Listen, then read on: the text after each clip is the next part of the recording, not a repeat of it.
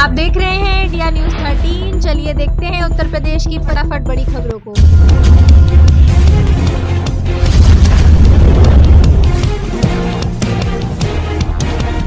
100 वर्ग मीटर तक के प्लॉट पर निरीक्षण शुल्क खत्म, परमिट फीस सिर्फ ₹1। यूपी में कमर्शियल भूखंड को लेकर भी बड़ा बदलाव। राज्य सरकार ने 100 वर्ग मीटर के आवासीय व 30 वर्ग मीटर के व्यवसायिक भूखंड पर निर्माण करने वालों को बड़ी राहत देने का निर्णय किया है।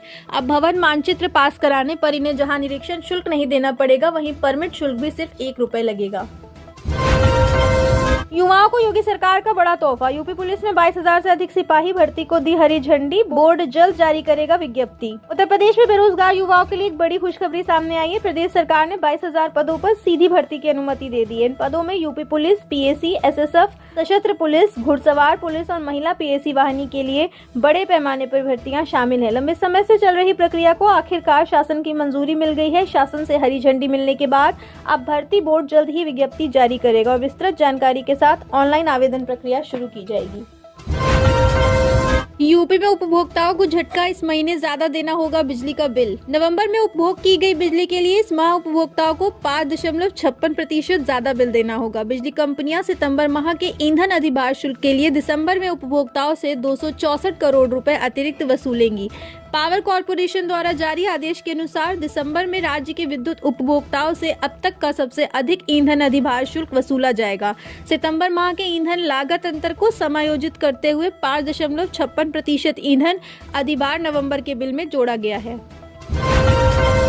यूपी में नौकरियों की बहार, 20,000 से अधिक युवाओं को मिलेगी। मिशन रोजगार के तहत वाराणसी में काशी सांसद रोजगार महाकुंभ 2025 का आयोजन 9 और 10 दिसंबर को करौंदी स्थित राजकीय ITI कॉलेज परिसर में किया जाएगा। यह पूर्वांचल के युवाओं के लिए रोजगार के नए द्वार खोलेगा। इस 2 दिवसीय मेगा जॉब फेयर में देश विदेश की लगभग 300 राष्ट्रीय एवं बहुराष्ट्रीय कंपनियां हिस्सा लेंगी तथा 20,000 से अधिक युवाओं को मौके पर ही नौकरी देने का लक्ष्य रखा गया है।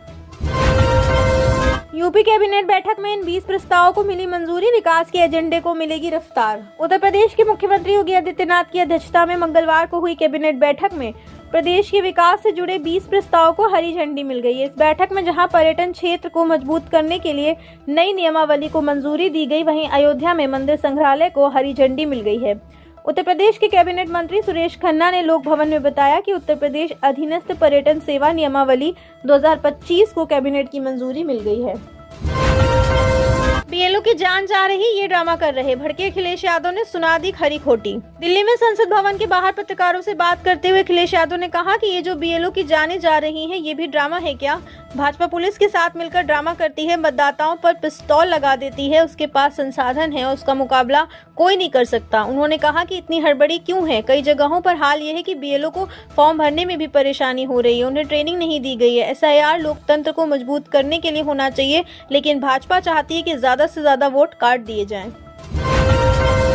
यूपी का मौसम अब छुड़ाएगा कपकपी, कई जिलों में धुंध और कोहरे से सुबह की शुरुआत। उत्तर प्रदेश में मौसम बदल गया है, जिससे ठंड बढ़ गई है। कई जिलों में धुंध और कोहरा छाया हुआ है। मौसम विभाग ने आने वाले दिनों में ठंड और कोहरे की स्थिति और बिगड़ने की चेतावनी दी है। लोगों को सावधानी बरतने की सलाह दी गई है। ठंड से बचने के लिए गर्म कपड़े पहने और घर के अंदर रहें।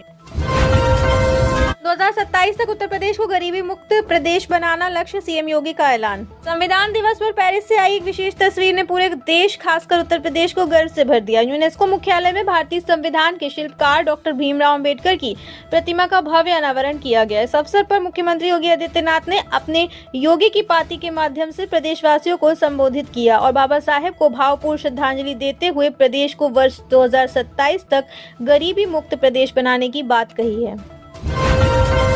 CM योगी की सुरक्षा में बड़ी चूक, मंच तक पहुंचा शराबी युवक, सुरक्षा कर्मियों की सूझबूझ से टली अनहोनी। उत्तर प्रदेश के वाराणसी में नमो घाट पर हो रहे तमिल संगमम कार्यक्रम में मंगलवार को एक युवक मुख्यमंत्री योगी आदित्यनाथ के सुरक्षा घेरे को तोड़कर उनके मंच की तरफ बढ़ने की कोशिश की। हालांकि सुरक्षा कर्मियों ने तत्परता दिखाते हुए उसे मौके पर ही पकड़ लिया। अधिकारियों ने यह जानकारी दी। उन्होंने बताया कि प्रथम दृष्टया ऐसा प्रतीत होता है कि युवक नशे में था और मानसिक तनाव से जूझ रहा था। यूपी में शीतलहर और बढ़ेगी सर्दी, 4 दिन में पड़ने लगेगा घना कोहरा। दिसंबर की सर्दी ने अपने तेवर दिखाने शुरू कर दिए हैं। मंगलवार को कानपुर की रात अयोध्या के बाद सबसे सर्द रही। सीजन का सबसे कम पारा 6.7 डिग्री दर्ज किया गया। मौसम विभाग का मानना है कि 2 डिग्री तक तापमान में कमी अभी भी संभव है। यूपी में भी शीतलहर ने दस्तक दे दी है। भारतीय मौसम विज्ञान विभाग के अनुसार आगे भी सर्दी बढ़ेगी। 2 पश्चिमी विक्षोभ संभावित हैं। चक्रवाती परिसंचरण के कारण ठंडी हवाओं का बहाव बना हुआ है। फिलहाल कोहरा हल्का है, लेकिन 4 दिन में बढ़ेगा।